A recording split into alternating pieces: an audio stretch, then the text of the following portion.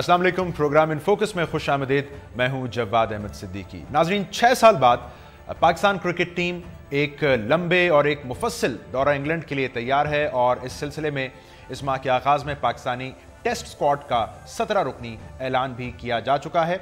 जहन में रहे कि 14 जुलाई से पाकिस्तानी टीम को इंग्लैंड में 4 टेस्ट मैचेस के अलावा 5 वनडे और इसी तरह एक T20 मैच भी खेलना है। इस मौके पर 2 बातें बहुत अहम हैं जो हमारे जहन में रहनी चाहिए। नंबर 1 कि हालिया अरसे में वनडे और T20 में बुरी कारकर्दगी के बाद पाकिस्तान टीम के नए हेड कोच मिकी आर्थर का पाकिस्तान टीम के साथ ये पहला दौरा होगा और वो अपनी तरजीहात वाज़ेह कर चुके हैं। उनके बकौल टीम डिसिप्लिन, फिटनेस और टीम स्पिरिट उनकी तरजीहात हैं। इसके साथ साथ एक अहम नुकता यह भी है नाज़रीन के गुज़श्ता 5 सालों में पाकिस्तानी क्रिकेट टीम ने अपनी ज़्यादातर सीरीज़ UAE और सब कॉन्टिनेंट कंडीशंस में खेली हैं। इस वजह से हमें यह बात इंतहाई अहम हो जाती है कि पाकिस्तानी टेस्ट स्क्वाड, जिसको बज़ाहिर एक सेटल्ड स्क्वाड कहा जाता है, वो सीमिंग कंडीशंस में, टेस्टिंग कंडीशंस में कैसा परफॉर्म करेगा, खुसूसन एक ऐसी टीम के खिलाफ जिसने हालिया हफ्तों में श्रीलंका को टेस्ट मैचेस में 2-0 से हराया है, अपने होम ग्राउंड पर खेल रही होगी। तो पाकिस्तानी टेस्ट स्क्वाड, एक सेटल स्क्वाड, उसके आगे कैसे परफॉर्म करेगा ये हमें देखना होगा। सो एक नए कोच पाकिस्तान टीम में नई रूह फूंक पाएंगे और बैटिंग और बॉलिंग के शोबों में टीम को किन मुमकिन चैलेंजेस का सामना हो सकता है, इस पर आज हम बात करेंगे इन फोकस में। मैं आपसे अपने मेहमानों का तारुफ करवाता हूं। मुझे इस वक्त ज्वाइन कर रहे हैं पाकिस्तान क्रिकेट बोर्ड की नेशनल क्रिकेट एकेडमी के आप हेड कोच हैं और दौरा इंग्लैंड में पाकिस्तान के टेस्ट मैचेस के लिए बॉलिंग कोच हैं जनाब मुश्ताक अहमद साहब, और पाकिस्तान के साबिक चीफ सेलेक्टर और साबिक विकेट कीपर बल्लेबाज जनाब वसीम बारी साहब मुझे इस वक्त ज्वाइन कर रहे हैं। मैं दोनों मेहमानों को खुश आमदीद कहता हूँ। मुशी भाई, अगर मैं आपसे गुफ्तगू का आगाज़ कर पाऊँ, अब जैसा मैंने कहा 6 साल बाद पाकिस्तानी टीम जा रही है इंग्लैंड का दौरा करने, और ये स्क्वाड जिसका मैंने हवाला दिया 17 रुकनी, जिसमें बज़ाहिर में 2 नए ओपनर्स नजर आ रहे हैं, शान मसूद, समी असलम। क्या राय है आपकी, क्या कमेंट है इस स्क्वाड के बारे में? सबसे पहले तो हमें ये बताइए। बिस्मिल्लाहिर्रहमानिर्रहीम।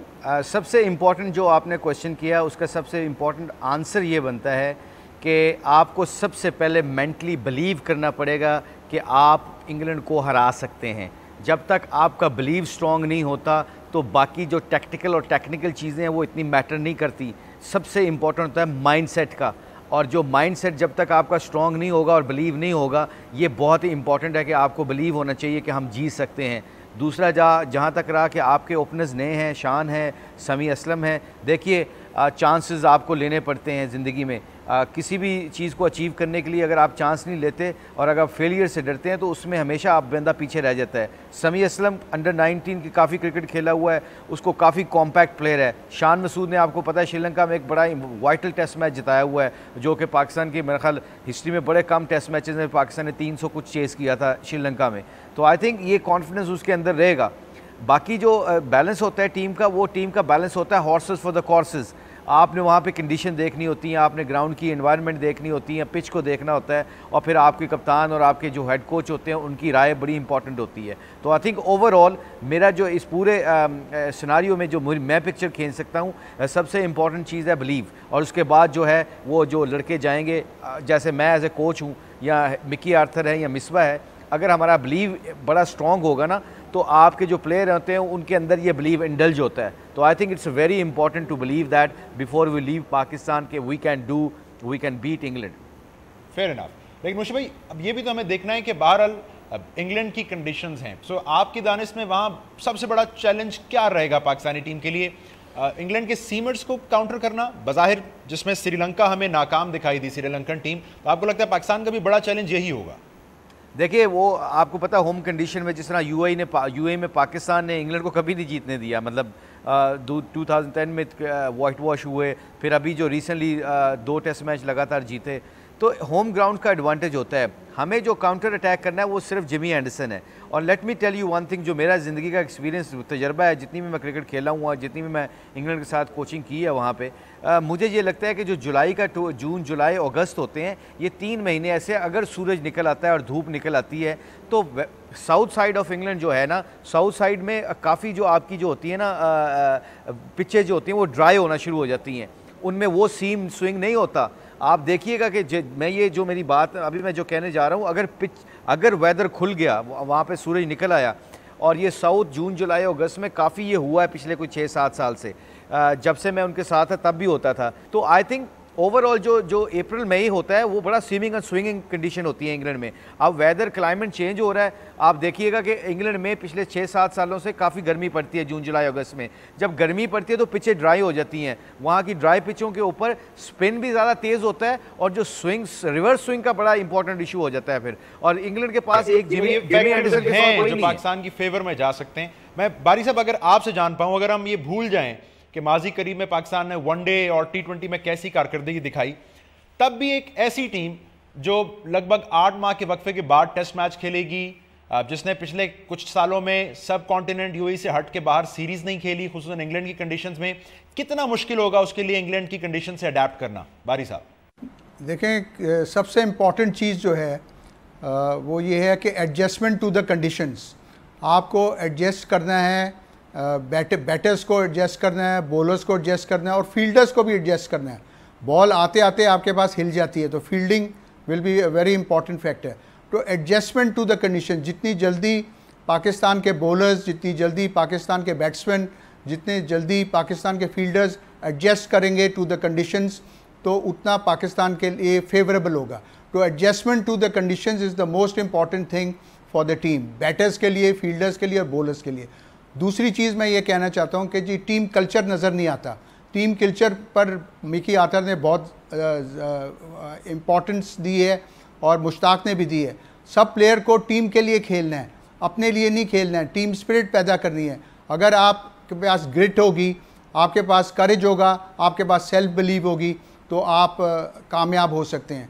आप इतनी जल्दी अपनी टेक्निक्स चेंज नहीं कर सकते। आपकी टेक्निक्स जो हैं वो ड्राइव पिचेस पर हैं, यूएई के ग्राउंड्स पर हैं, पाकिस्तानी ग्राउंड्स पर हैं, बॉल को देखकर ड्राइव कर देते हैं। तो आपको लेट खेलना होगा, आपको एडजस्टमेंट करनी होगी, बॉलर्स को अपनी लेंथ की एडजस्टमेंट करनी होगी, बॉलर्स को अपनी लाइन की एडजस्टमेंट करनी होगी। Adjustment is the key. Adjustment करेंगे तो कामयाब होंगे, स्पिरिट लाएंगे तो कामयाब होंगे, करेज लाएंगे तो कामयाब होंगे, ग्रिट लाएंगे तो कामयाब होंगे।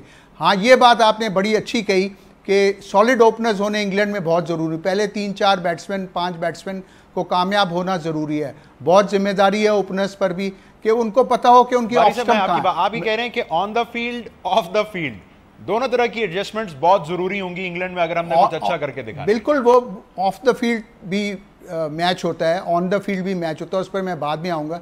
लेकिन ख़ास बात यह है कि आपने देखा होगा कि सेकेंड हाफ थोड़ा सा ड्राई होगा। ये मैं मुश्ताक से एग्री करता हूँ। सेकेंड हाफ में थोड़ा मौसम अच्छा होगा, सीम इतनी नहीं होगी। लेकिन ज़्यादातर आपने देखा कि सब कॉन्टिनेंट के बैट्समैन जो हैं वो ज़्यादातर स्लिप्स में और विकेट कीपर पर आउट हुए हैं, इसलिए कि उनको पता नहीं कि उनकी ऑफ स्टंप क्या है, वो बाहर की बॉल को चेस करते हैं।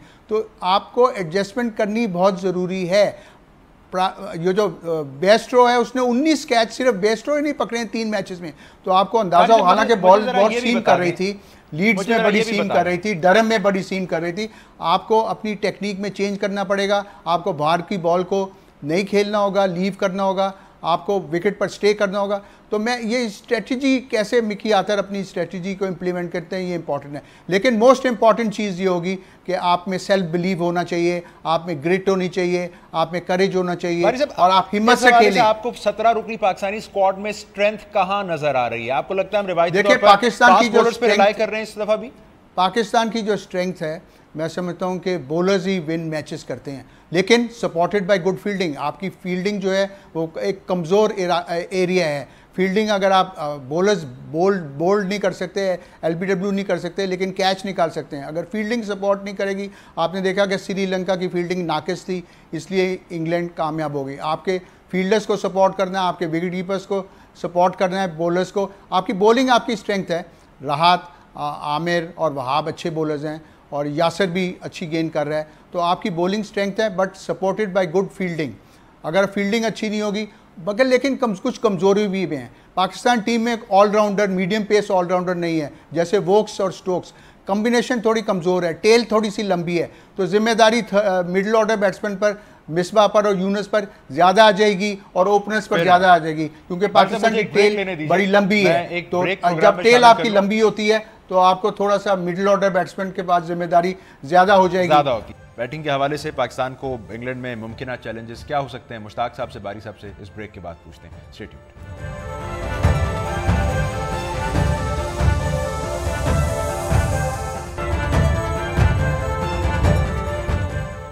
वेलकम बैक नाज़रीन, हम बात कर रहे हैं मुश्ताक अहमद साहब और वसीम बारी साहब से। मुझे भाई, अगर मैं आपके पास आऊँ, मिकी आर्थर, जैसा कि अभी बारी साहब भी निशानदेही कर रहे थे, उन्होंने कहा जी एक तो टीम वर्क बहुत ज़रूरी है और उन्होंने साथ साथ फिटनेस के ऊपर बड़ा जोर देकर एम्फेसाइज किया।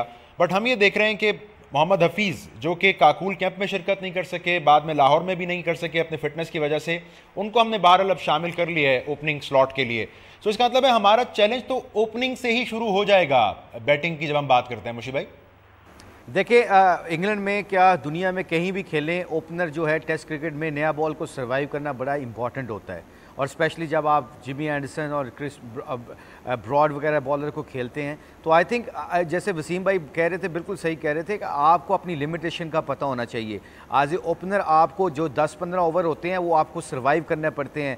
10-15 ओवर अगर आप सर्वाइव कर जाते हो, और जैसा हमारा मिडल ऑर्डर है, जैसे यूनुस है, मिसबा है, असद है, अजहर अली हैं, ये लोग ऐसे हैं कि ये लंबा स्कोर कर सकते हैं।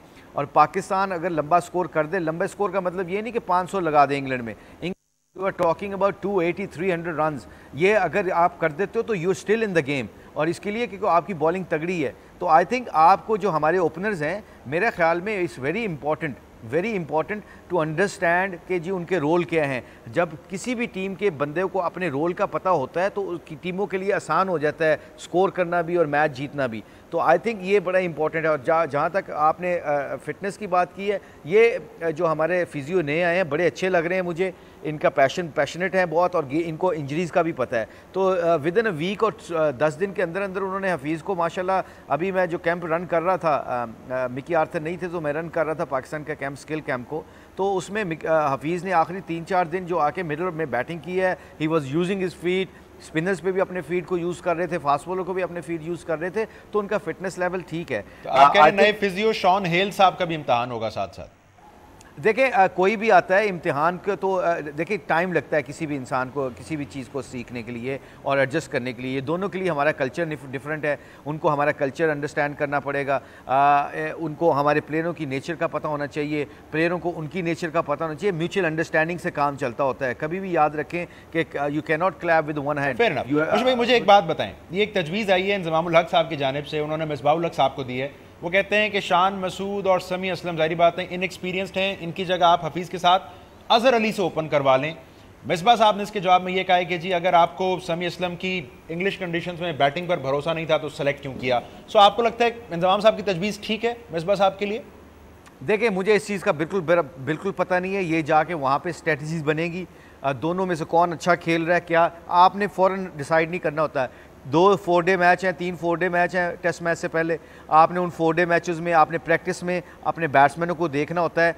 मैंने कहा ना, कई दफ़ा होता है कि बंदा फॉर्म में पाकिस्तान में बड़ा अच्छा लग रहा होता है, वहाँ की कंडीशन में जाके एक्सपोज होना शुरू हो जाता है, या उसका कॉन्फिडेंस लेवल वैसे नहीं रहता है और एकदम क्लिक कर जाता है। तो आई थिंक ये चीज़ें जो हैं वहाँ जाके मैनेज करने वाली हैं, यहाँ पे नहीं हो सकती मैनेज। बारी साहब ये बताएं, हम बार बार हवाला तो दे रहे हैं माशाल्लाह अपने स्ट्रॉन्ग मिडल ऑर्डर बैट्समैन का, ऐसा तो नहीं खुदा ना खास्ता, क्योंकि बहरहाल जैसे मैंने इब्तदाई में कहा, हमने बेशतर सीरीज़ यूएई सब कॉन्टिनेंट में खेली, तो ये हमारा एक्सपीरियंस मिडल ऑर्डर जो है ये भी इनएक्सपीरियंस्ड ओपनिंग की तरह स्ट्रगल करता वहाँ पे नजर आया। आपको इसका खदशा तो नहीं है?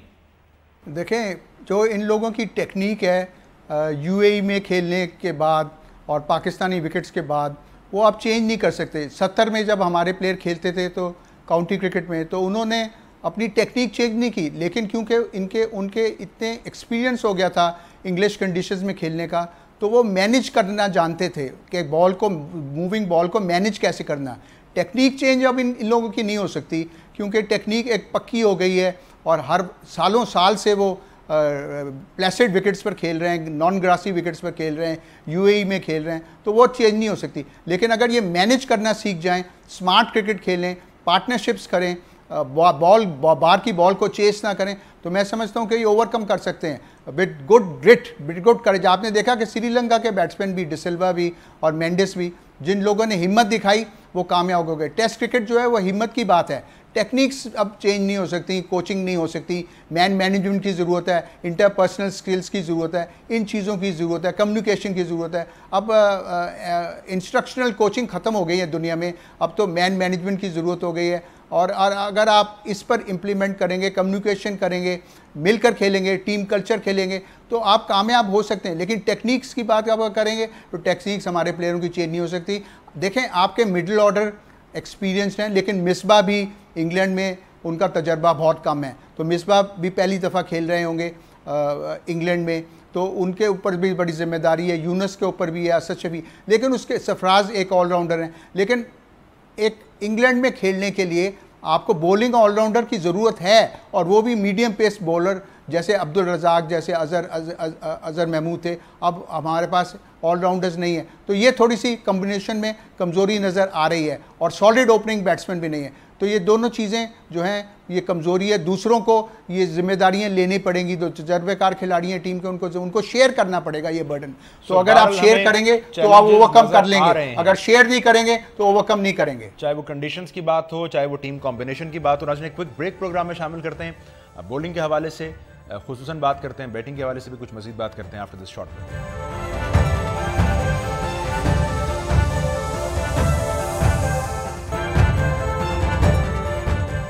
वेलकम बैक नाज़रीन, हम बात कर रहे हैं पाकिस्तान क्रिकेट टीम के अगले माह से शुरू होने वाले दौरा इंग्लिस्तान की, जहां पाकिस्तानी टीम को 4 टेस्ट मैचेस खेलने हैं, 5 वनडे मैचेस खेलने हैं और 1 T20 भी। बारी साहब, मुझे ये बताएं, मैं इससे पहले कि बॉलिंग की जानिब आऊँ, मुश्ताक साहब से पूछूं, हमने 2 विकेट कीपर रखे हैं स्क्वाड में, सरफराज भी हैं, रिजवान भी हैं। आपको लगता है रिजवान की जगह बैटिंग या बॉलिंग के शोबे में किसी को शामिल किया जा सकता था, या आपको लगता है कि रिजवान का एज एक फील्डिंग में हमें हासिल है, बैटिंग में तो शायद वो इतना अच्छा करते दिखाई नहीं देते? ये डिपेंड करता है कि सोच के ऊपर। आजकल की दुनिया में ये लग्जरी समझा जाता है कि 2 विकेट कीपर आप ले जाएं, लेकिन ये सिलेक्टर्स जो पिलर्स ऑफ क्रिकेट हैं, सिलेक्शन कमेटी के चेयरमैन और कैप्टन और कोच, उनकी सोच क्या है? इनकी सोच मिलनी चाहिए, उनकी सोच एक होनी चाहिए। आपने हाल ही में देखा कि जब सोच मिलती नहीं थी तो रिजल्ट क्या हुआ। तो जब तक पिलर्स ऑफ क्रिकेट एक सोच से नहीं चलेंगे तो आप नहीं चल सकते। तो आजकल की दुनिया में second wicket keeper consider as a luxury करता है।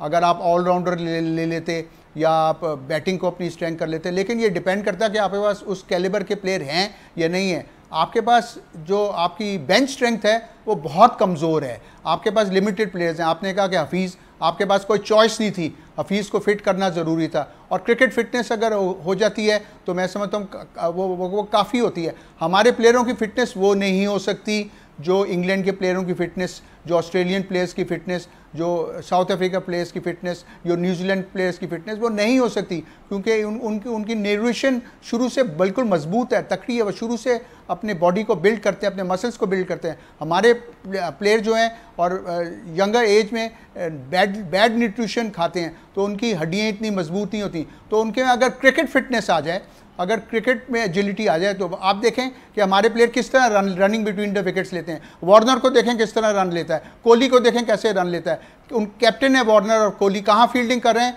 T20 में। T20 की रिक्वायरमेंट है कि स्मार्ट क्रिकेट में आप बाउंड्री लाइन पर फील्डिंग करें। हर वक्त कोहली बाउंड्री लाइन पर फील्डिंग कर रहा था और हमारे कैप्टन मिड ऑफ पर खड़े होते हैं। तो आप देखें कि इस वजह से उनके क्रिकेट में तब्दीली नज़र आ रही है कि वो फिट हैं। वार्नर किस तरह रन लेता है, 1 की जगह 2 लेता है, 2 की जगह 3 लेता है, इसी तरह कोहली लेता है। हमारे प्लेयर जो हैं वो रनिंग बिटवीन विकेट्स में बहुत कमजोर हैं, रोटेशन ऑफ द स्ट्राइक नहीं करते। स्मार्ट क्रिकेट का एक हिस्सा रोटेशन ऑफ द स्ट्राइक भी है। आप देखेंगे रोटेशन ऑफ द स्ट्राइक से प्रेशर ऑफ होता है। तो जब तक हम स्मार्ट क्रिकेट नहीं खेलेंगे, जब तक हम क्रिकेट टीम के लिए नहीं खेलेंगे, जब तक हम मिलकर नहीं खेलेंगे, कामयाबी जो है वो जरा मुश्किल है। मुशी भाई, ये बताएं कि आपको यासिर शाह ट्रेनिंग सेशंस में आफ्टर इंजरी कैसे लगे, या हम ये कहें वहां भी एक कॉम्प्रोमाइज किया गया हाफ फिट स्पिनर को शामिल करके? नहीं, अल्लाह का शुक्र है वो काफ़ी लंबी बॉलिंग कर रहे थे अपना स्किल वर्क में, स्किल कैंप में।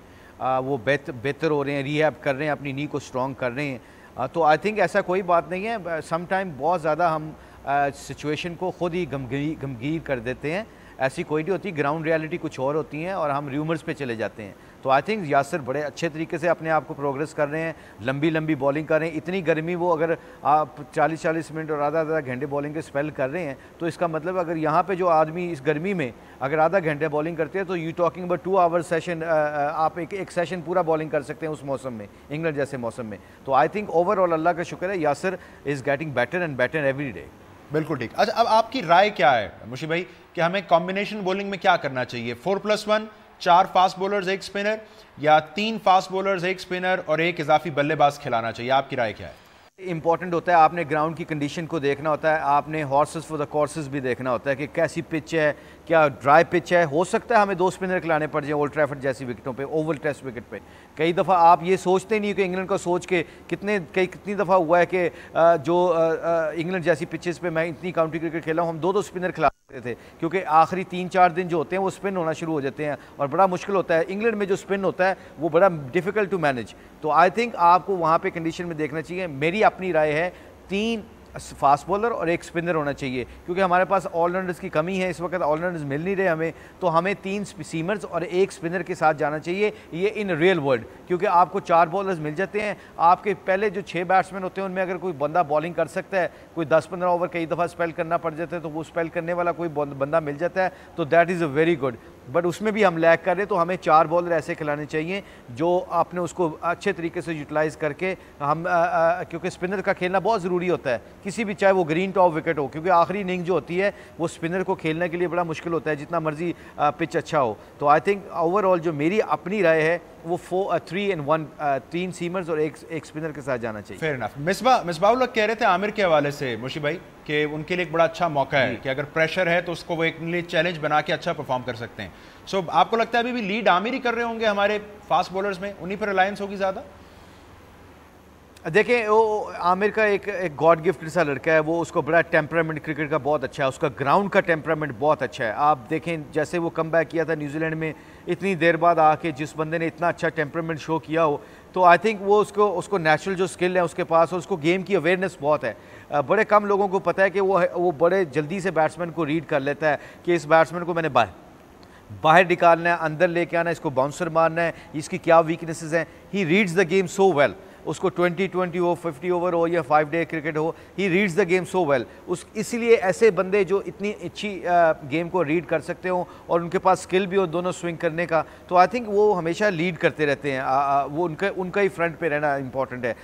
उसके मुताबिक देखे जाए, Sohail Khan he is a good swinger of the ball, उसको भी बॉलिंग का बहुत पता है। इमरान खान बड़े लिमिटेड है मगर उसको भी बॉलिंग का बहुत पता है। ये तीनों ऐसे बंदे हैं जिनको क्रिकेट बॉलिंग का बहुत पता होता है, और ये हमारे लिए बड़ी खुशी की बात है कि ये तीनों के पास एक्सपीरियंस है, फर्स्ट क्लास क्रिकेट का एक्सपीरियंस है, एज का एक्सपीरियंस होता है। Age does make a difference. Test cricket में एज का जो होता है ना रोल, वो बड़ा इंपॉर्टेंट होता है। आप जल्दी हार्श डिसीजन नहीं करते। तो I think overall Pakistan sitting on a good position as an optimistic Pakistan होने के नाते, क्योंकि हमने उधर बड़ा जीता है, अल्लाह का शुक्र है। मैं 3 सीरीज़ खेला हूँ, 3 में से हम 2 जीत गए थे, तो इसका मतलब है कि हम जीत सकते हैं। बारी साहब, नए कोच और नया सपोर्ट स्टाफ, तो कोचिंग के एंगल से मिकी आर्थर साहब के लिए चैलेंज क्या होगा? कोचिंग पॉइंट ऑफ व्यू से वो टीम में नया क्या ऐड कर पाएंगे? बारी साहब देखें, वो एक बात तो ये बिल्कुल सही है कि वो बहुत एक्सपीरियंस कोच हैं, तजर्बेकार कोच हैं, क्रिकेट की मालूमात है, क्रिकेट की नॉलेज है, लेकिन क्या वो सोशल कल्चर जो पाकिस्तान का है वो बड़ा मुख्तलिफ है। सब कॉन्टिनेंट का सोशल कल्चर बिल्कुल डिफरेंट है। वो सोशल कल्चर से में वो कामयाब होंगे कि नहीं होंगे, एक चीज़। दूसरी चीज़ है वो स्ट्रॉन्ग सपोर्टर हैं of team culture. Team culture अभी तक नज़र नहीं आया। टीम कल्चर के, आजकल की क्रिकेट टीम कल्चर के बगैर नहीं खेली जाती। जहां आप टीम के लिए खेलते हैं, जहां आप एक गलती करते हैं दोबारा गलती ना करें, जहां आप फिंगर पॉइंटिंग नहीं करते, जहां आप मिलकर खेलते हैं। तो ये कल्चर लाना बहुत ज़रूरी है और ये चेंज लानी बहुत ज़रूरी है। क्या वो चेंज ला सकेंगे? और दूसरी चीज़ ये है कि इतनी रद्दोबदल वो कर नहीं सकते, उनको प्लेयर्स की नॉलेज बहुत कम है। दूसरे जो साथ उनके सपोर्ट स्टाफ है वो उनको हेल्प कर सकते हैं, लेकिन उनकी नॉलेज के प्लेयर्स की वीकनेस क्या है, प्लेयर्स की स्ट्रेंथ क्या है, वो अभी उनको नहीं है। तो उनके लिए एक बड़ा चैलेंजिंग असाइनमेंट है, लेकिन तजर्बेकार कोच हैं और अच्छी सोच रखते हैं। दूसरी चीज़ मैं ये कहना चाहूँगा कि ये नामुमकिन नहीं है कि इंग्लैंड को हम नहीं हरा सकते। लेकिन पाकिस्तान की जो सबसे बड़ी प्रॉब्लम है कि पाकिस्तान कौन सा कम्बिनेशन उतारेगा। आइडियल कम्बिनेशन जो होता है वो ये होता है कि 6 बैट्समैन, 4 बॉलर और 1 विकेटकीपर। आपके पास ऑलराउंडर्स नहीं हैं, आपके पास सीम बॉलर्स जो बैट कर सके नहीं है, तो आपके अगर आप 5वां बॉलर खिलाएंगे तो आपकी बैटिंग कमज़ोर हो जाएगी, अगर आप 4 बॉलर से कम खिलाएंगे तो आपकी बॉलिंग कमज़ोर हो जाएगी। तो ये पाकिस्तान के लिए बहुत डिलेमा है, क्योंकि पाकिस्तान इंग्लैंड में आपने देखा होगा कि ऑलराउंडर्स एक कॉम्बिनेशन बेटर कर देते हैं। अली बॉल भी कर लेता है, कॉम्बिनेशन बॉल भी कर लेता है, स्टोक्स बॉल भी कर लेता है। तो इंग्लैंड के पास इंग्लैंड के पास आपकी बात काट रहा हूं, बारिश से मैं आपकी बात काट रहा हूं, मुझे क्विक ब्रेक लेने दीजिए, आप बात कंटिन्यू कर लीजिएगा। खुसूसन आपसे हम जानना चाहेंगे प्रोग्राम के आखिरी हिस्से में ये भी कि अब English side, English think tank इस वक्त पाकिस्तानी टीम को कैसे ले रहा होगा। मुशी भाई की राय इस पर बहुत इंपॉर्टेंट होगी, इंग्लिश टीम के साथ एसोसिएटेड रहे, दोनों मेहमानों से जानते हैं इस ब्रेक के बाद।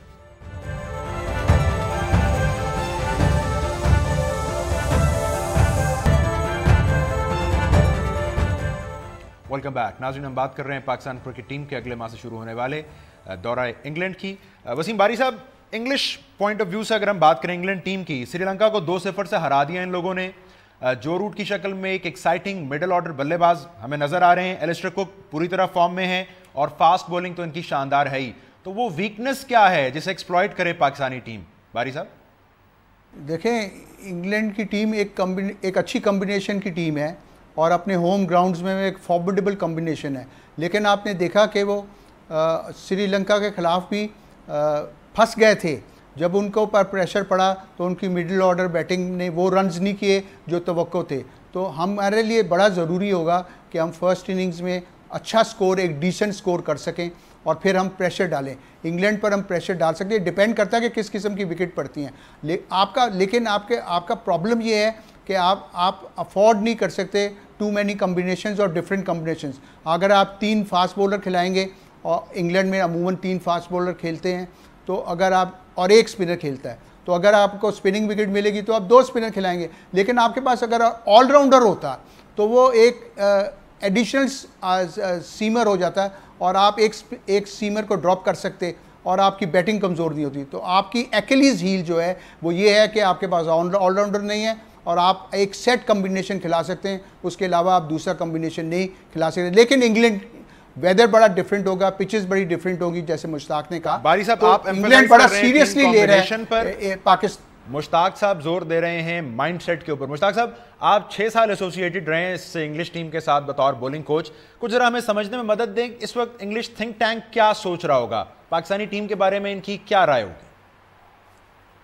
देखिए, सबसे इंपॉर्टेंट उनको बड़ा पता है, वो बड़ी सिंपल क्रिकेट खेलते हैं, बड़ी सिंपल क्रिकेट खेलते हैं। आपने जिमी एंडरसन को देखा है, वो अपने एरिया में बॉल फेंकते रहता है, उनको पता है कि पेशेंस से खेलना है। तो थिंक टैंक जब भी मैं उनके साथ बैठा करता था तो वो एशियन टीमों के साथ बड़ा पेशेंस से खेला करते थे। वो समझते थे कि इनको हमने हराने के लिए हमें लंबा खेलना पड़ेगा, 5 दिन तक टेस्ट मैच लेके नहीं जाना पड़ेगा, 2 दिन में इनके खिलाफ टेस्ट मैच ख़त्म करने के लिए नहीं जाना पड़ेगा। तो ये उनका थिंक टैंक हमेशा ये सोचता है एशियन टीम के ख़िलाफ़ कि एशियन टीम के ख़िलाफ़ आपने पेशेंस रहना, आपने प्लान्स को इम्प्लीमेंट करने के लिए टाइम देना है। जबकि मेरे ख्याल में अगर हम काउंटर अटैक करें और जैसे उनका मोइन अली है और उनका जो तीसरा सीमर्स होता है, उनको अगर हम हर्ट करते हैं, बिकॉज आप याद रखें कि इनके खिलाफ सबसे इंपॉर्टेंट जो काउंटर अटैक करना होता है ना इंग्लिश थिंक टैंक के खिलाफ, वो सबसे इंपॉर्टेंट ये होता है कि आपने इनके खिलाफ प्रोएक्टिव होना है कि कहाँ पे स्कोर करना है, किस कंडीशन में आपने जिमी एंडरसन को विकेटें देनी है कि नहीं देनी, नया बॉल उसका कैसे खेलना है। क्या अगर आप जल्दी अगर मोइन अली को स्कोर करते हैं 5 एन ओवर और 4 N over,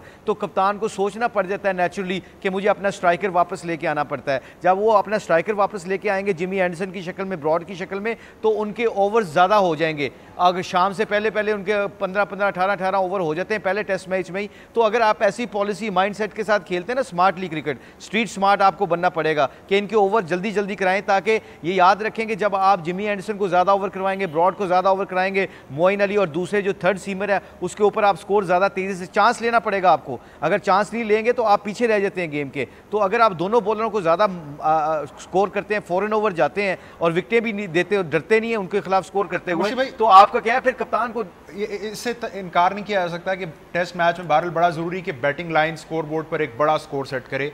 but Pakistan versus England, क्या हम ये कह सकते हैं, मुनासिब है कहना कि एक fast bowling attack versus fast bowling attack मुकाबला होगा बुनियादी तौर पर? Is it fair to say? I think it's fair to say. Also it's very important कि हमारे बैट्समैन ज़्यादा स्ट्रॉन्ग लग रहे हैं इन अ सेंस के जो अगर आप एलेक्स कुक को और जो रूट को आउट कर लेते हैं जल्दी तो उनके बैटिंग बड़ी वनरेबल है अभी भी। अगर उनके मिडल और देखो जेनी ब्रेस्टोक ने 200 किए हैं अभी रिसेंटली, मगर वो चांसेस देता है, उसके जो शॉट्स खेलने की सिलेक्शन है ना वो बहुत जल्दी है। अगर हम प्लान करके हमारे लड़कों ने प्लान को इम्प्लीमेंट अच्छा किया, याद रखें ये लड़कों ने गेम चलानी होती है ग्राउंड के अंदर, अगर वो ग्राउंड के अंदर इम्प्लीमेंट करते हैं तो हमारी चांसेस बढ़ जाते हैं। हमारे फास्ट बॉलर जैसे हैं, जैसे आपने कहा उनका भी जिमी एंडरसन, ब्रॉड, दोनों को एक दूसरे की गेम का पता है, दोनों एक दूसरे को बड़ा कंप्लीमेंट करते हैं और दोनों की मिस्ट्री बड़ी अच्छी है। एक लंबा है, एक स्विंग बॉलर है, एक विकेट को ला के मारता है, तो उनकी कम्बिनेशन भी है। हमारे पास देखा जाए तो स्विंग, हमारे पास लेफ्ट आर्म सीमर है जिसके लिए उनको बड़ी फिक्र है। हमारे पास आबरियाज 145 की स्पीड वाला बॉलर भी है, सोहेल खान स्विंग बॉलर भी है, हमारे पास सीम बॉलर इमरान खान भी है। All we have to do कि उस दिन उस एनवायरनमेंट में उस विकेट के मुताबिक उस ग्राउंड में कौन सा कम्बिनेशन उतारना है, ये बड़ा इंपॉर्टेंट होगा। पिच को रीड करना बड़ा इंपॉर्टेंट होगा। ये बड़ा इंपॉर्टेंट इशू होते हैं जो इंग्लैंड में आपको बड़ा हेल्प करते हैं। बिल्कुल ठीक। मुश्ताक अहमद साहब, वसीम बारी साहब, बहुत शुक्रिया। नाज़रीन, मेहमान हमसे बात कर रहे थे पाकिस्तान क्रिकेट टीम के आने वाले दौरा इंग्लैंड की और बता रहे थे कि एक टीम की टेक्निक, टीम कॉम्बिनेशन और सबसे अहम टीम का माइंडसेट, अगर ये तीनों अज्जाए तरकीबी पाकिस्तानी टीम ने दुरुस्त तौर पर इस्तेमाल कर लिए तो कोई वजह नहीं कि पाकिस्तान क्रिकेट टीम इंग्लैंड को इंग्लैंड में टफ टाइम दे सके। आज के इस क्रिकेट स्पेशल इन फोकस इतना ही। प्रोग्राम देखने का शुक्रिया।